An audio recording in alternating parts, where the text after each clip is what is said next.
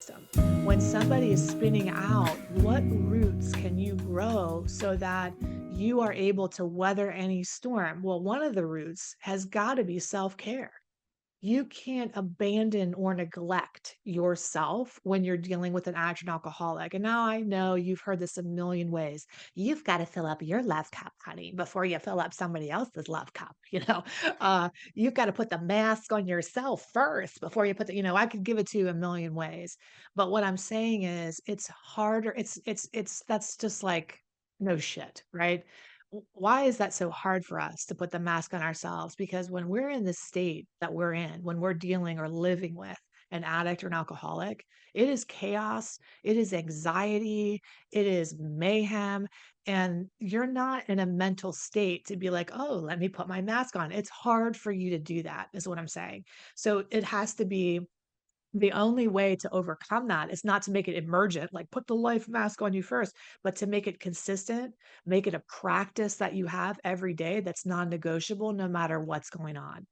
Now, I do this in my own life, and it's difficult. Trust me, dealing with depression, dealing with anxiety, dealing with life, it's difficult to commit to a system of self-care. But I want you to start to think about doing that because if you don't, this illness will eventually end up taking you out, mentally and physically, because all of your energy and all of, you're just exhausted.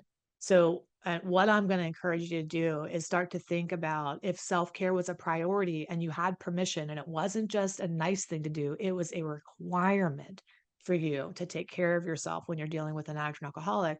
How would you switch up your routine? Well, Heidi, I can't possibly leave them. I can't leave in an hour to go to the gym. I can't go and be with my friends and get out socially. I can't do that because I'm worried what's going to happen to them and I have to babysit them. And here's what I want to tell you with love from the depths of my heart to you. That's not working. You sacrificing your life and being home and on guard and watching every single move, if that worked, we wouldn't be here. Okay, so you're not the warden. You're not the police officer. You're not the sober house. You're not the sober coach. If you if we work together, I'll teach you how to delegate that responsibility so that you just get to be you again. You just get to be wife, you just get to be mom, you just get to be whoever you are in this relationship dynamic, partner, whoever. You just get to be you.